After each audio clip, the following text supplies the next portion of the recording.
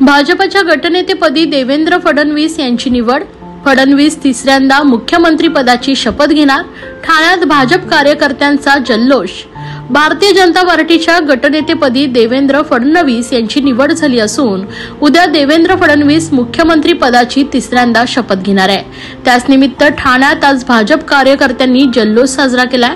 एकमेकांना लाडू भरवत डीजेच्या तालावर डान्स करत जोरदार घोषणाबाजी करत कार्यकर्त्यांनी आपला आनंद व्यक्त केलाय.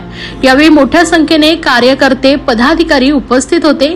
उद्या आझाद मैदान येथे शपथविधी सोहळा पार पडणार आहे. त्याकरता ठाण्यातील 5,000पेक्षा जास्त कार्यकर्ते आझाद मैदानावर दाखल होणार असल्याचं भाजपचे ठाणे जिल्हाध्यक्ष संजय वाघुले यांनी सांगितलंय.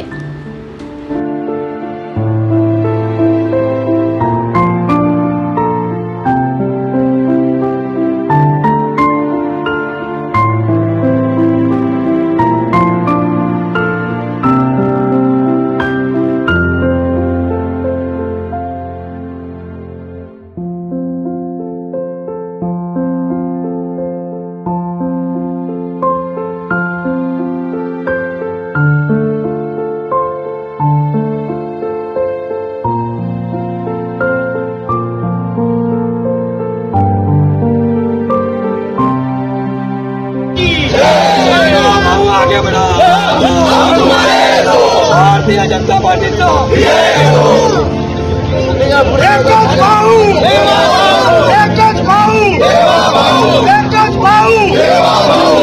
महाराष्ट्राच्या इतिहासामध्ये भारतीय जनता पार्टी आणि महायुतीच्या कार्यकर्त्यांचा आनंदाचा दिवस आहे. आज महाराष्ट्र विधिमंडळामध्ये भारतीय जनता पार्टीच्या विधिमंडळाच्या गटनेतेपदी माननीय देवेंद्रजी फडणवीस यांची आज नियुक्ती झाली आणि उद्या ते आझाद मैदानावर मुख्यमंत्री पदाची शपथ घेणार आहे.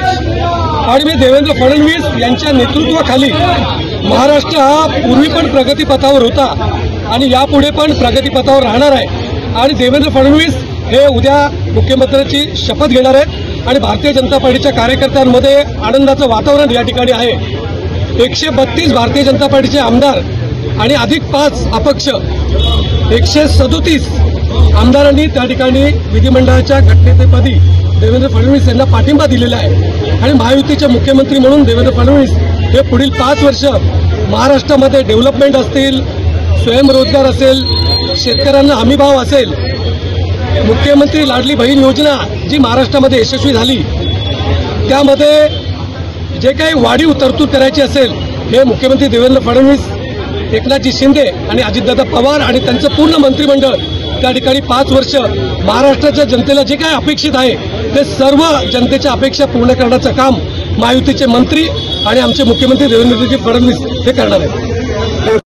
महाराष्ट्रातील भगिनींना आधार देणारी राज्य शासनाची मुख्यमंत्री माझी लाडकी बहीण योजना. या योजनेअंतर्गत अल्प उत्पन्न गटातील 21 ते 65 वयोगटाच्या भगिनींना मिळणार दरमहा 1,500 रुपयांची मदत. अर्ज करण्यासाठी 31 ऑगस्ट 2024 पर्यंत मुदतवाढ.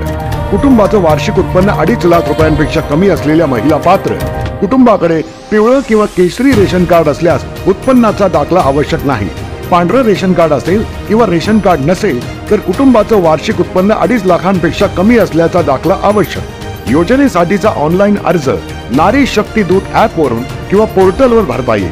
ज्या भगिनींना ऑनलाईन अर्ज भरता येत नसेल त्यांच्यासाठी अंगणवाडी, ग्रामपंचायत, वॉर्ड ऑफिस, सेतू सुविधा केंद्रामध्ये किंवा आशाताई बचत गटाच्या CRP यांची मदत उपलब्ध. आता आपल्याला अभिमानाने म्हणता येईल, सुखी आणि सुरक्षित आहे माझी Ladki Bahin. Lions international district 323182 यांच्या मार्गदर्शनाखाली district coordinator GST lion Deepak Bhurani यांच्या माध्यमातून जागतिक अपंग दिनाचं औचित्य साधत ठाण्यातील दिव्यांग बांधवांना कालनिर्णय दिनदर्शिकेचं वितरण करण्यात आलंय।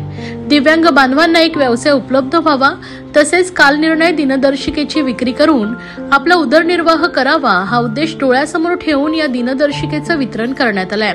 100 पेक्षा जास्त दिव्यांग बांधवांना तब्बल 5500 दिनदर्शिकेचं वितरण करण्यात आलंय। मंगळवारी ठाण्यातील विश्वजित हॉल या ठिकाणी हा कार्यक्रम मोठ्या उत्साहात पार पडलाय। यावेळी दिव्यांग बांधवांच्या चेहऱ्यावर उत्साह पाहायला मिळाला। लायन्सच्या वतीनं नेहमी सामाजिक उपक्रम राबवले जातात। यंदा लायन्स दीपक भुराणी यांच्या वतीनं हा उपक्रम राबवण्यात आला असून सर्व लायन्स क्लबने दीपक भुराणी यांचं कौतुक केलंय। यावेळी district governor lion Manish Ladge, second vice district governor lion Rajendra Shah, माजी district governor lion K J. Paul, project coordinator lion doctor Jyoti Awhad, president lions club Thane Kopri lion Sonal Kadrekar तसेच सर्व लायन्स क्लबचे प्रतिनिधी, पदाधिकारी तर लायन्स क्लबचे सदस्य मोठ्या संख्येने उपस्थित होते। या कार्यक्रमाला विशेष सहकार्य हेकी खुशाल चॅरिटेबल ट्रस्टचे लाभले। तर यावेळी दिव्यांग बांधवांनी या लायन्स क्लबचे तसेच आयोजक दीपक भुराणी यांचे विशेष आभार मानले। दरवर्षी लायन्स क्लब ऑफ ठाणे कोपरी हा कार्यक्रम करतो, जिकडे ब्लाइंड लोकांना काल निर्णय हा कॅलेंडर वाटलं जातो। ते लोक ते विकून त्याच्यावर जे पैसे त्यांना मिळतात त्याच्याने ते आपलं थोडंसं इन्कम जनरेट करतात। यावर्षी जवळजवळ किती 110 ब्लाइंड लोक आलेत आणि ठाण्यातले आणि बाकी जवळचे जेवढे परिसरचे जेवढे क्लब्स आहेत सगळ्यांनी मिळून त्याच्यात हातभार घातलाय। बरेच क्लब जॉईन झालेत। आज बरेच आमचे लायन मेंबर्स पण इकडे आलेत आणि 110 म्हणजे टोटल 5500 असे काल निर्णय कॅलेंडर हे डिस्ट्रीब्यूट झालेत। आणि मी आमचे जीएसटी कोऑर्डिनेटर दीपक भुराणीजी त्यांना खूप खूप अभिनंदन देतो। सगळे क्लब प्रेसिडेंट जे आहेत इकडे सगळे क्लब्स आहेत त्यांना पण अभिनंदन देतो। माझ्याबरोबर आमचे second vice district governor Rajendra Shahaji आहेत आणि सगळे सिनियर लायन्स आहेत इकडे त्यांना। आणि बरेच इंडिव्हिज्युअल कॉन्ट्रीब्युटर्स आहेत ज्यांनी थोडंसं डोनेशन दिलेत आणि हेकी खुशाल चॅरिटेबल ट्रस्ट यांचा खूप मोठा हातभार याच्यात झालेला आहे। तर सगळ्यांना मी खूप खूप अभिनंदन देऊन त्यांचं I congratulate all of you. Thank you.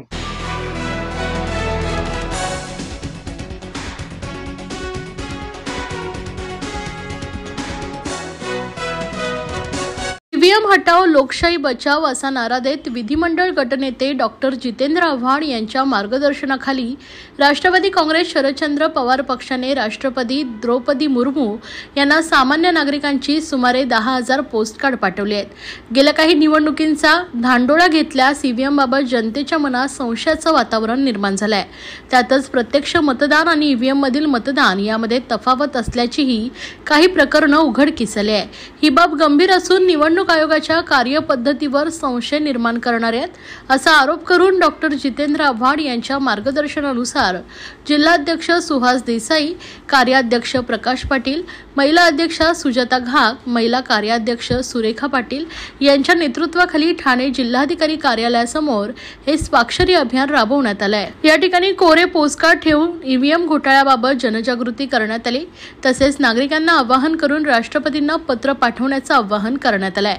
सामान्य भारतीय नागरिकांच्या मनात ईव्हीएम बाबत संशय अधिकाधिक गडद होत असल्यानं भावी काळात लोक मतदानापासून दूर जाण्याची शक्यता असल्याने ईव्हीएमवर बंदी आणून जगभरात ज्या पद्धतीनं मतपत्रिकेवर मतदान घेतलं जात आहे त्याच पद्धतीनं भारतात मतपत्रिकेचा वापर करावा अशा आशयाचा मजकूर या पोस्टकार्डवर लिहिण्यात आला होता।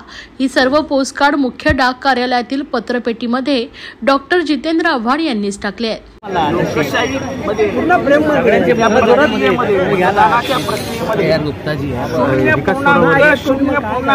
एक जरी असेल तरी तुम्हाला मतदानाची प्रक्रिया बदलावी लागेल, कारण का जगातली लोकशाही टिकवण्यासाठी त्या प्रक्रिया पारदर्शक असणं ही गरज आहे।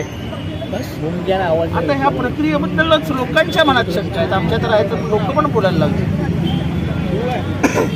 ट्रान्सपरन्सी ठेवा ना। तुम्ही म्हणताय ना की मतदान बरोबर झालंय, त्या वरती सह्या केलेल्या चिठ्ठ्या आहेत ना त्या मोजा इथे माझा बोंब लगेच टोटल पण 13% वोटे मतं वाढली कशी?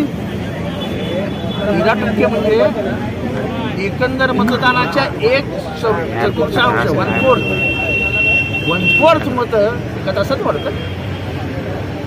म्हणजे 8-9 तासामध्ये 3/4 आणि एका तासामध्ये 1/4. 13% मतदानात वाढ होते.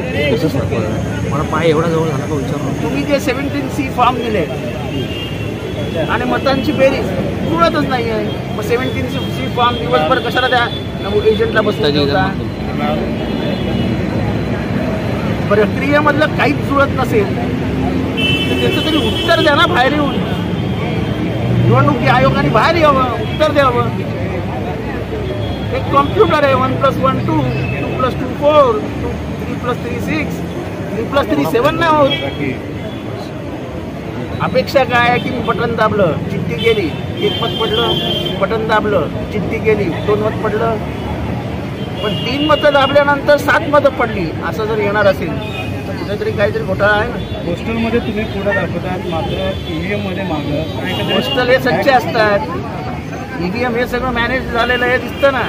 सगळीकडे पोस्टलमध्ये MP आघाडीवर आहे. मग ते काही वेडे लोक आहेत ते पोस्टलमधून बॅग टाकणार. राष्ट्रपती ना असं आहे. दुसरी गोष्ट आहे काय वेगळे लक्ष दिलं नाही. केअर टेकिंग चीफ मिनिस्टर असं भारतात कधी इतिहासात ऐकलंय का? म्हणजे मला आश्चर्य वाटतं, प्रेसचंही मला आश्चर्य वाटतं की हा संविधानिक मुद्दा आहे. असेंब्ली डिझॉल्व्ह झाली 26 तारखेला, तुम्हाला हाताळता येत नाही. The power goes into the hands of the governor. राष्ट्रपती राजवट लागू होते. मग महाराष्ट्रात राष्ट्रपती राजवट का लागू झाली नाही? म्हणजे तुम्ही संविधानाला पायदळीच तुडवायचं. भारताच्या इतिहासामध्ये अनेक वेळा अनेक सरकारं बरखास्त झाली. अनेक सरकारांच्या इलेक्शन मुदतीनंतर झाल्या. पण आजपर्यंत कुठेही केअर टेकिंग चीफ मिनिस्टर नावाचा शब्द आलेला नाही. त्याचं उत्तर आम्हाला हवं आहे.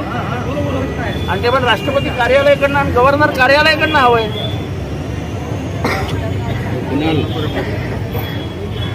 क्रूर चेष्टा आहे. मात्र गेल्या काही दिवसापासून काळजी वाहू काळजी वाहू नावाचा चीफ मिनिस्टरच नसतो. असेंब्लीच डिझॉल्व्ह झाली आहे. 26 तारखेला त्यांची मुदत संपली. 1 तारखेला अभिभाषण झालं होतं. माझा त्याच्यावरही विश्वास नाही. 26 तारखेला तुमची मुदत संपल्यानंतर 26ला 12 वाजता राष्ट्रपती राजवट लागू करायला पाहिजे होती. आज किती दिवस झाले? ही काय चूक मुख्यमंत्र्यांची नाही आहे. ही चूक राष्ट्रपती आणि गव्हर्नरची आहे. तुम्ही महाराष्ट्रातल्या लोकांना मूर्ख बनवतात. कायदा नावाची काही गोष्ट आहे की नाही? आणि तुम्ही कुठल्याही कायदेतज्ञाला विचारा हे चुकीचं बोलतोय का?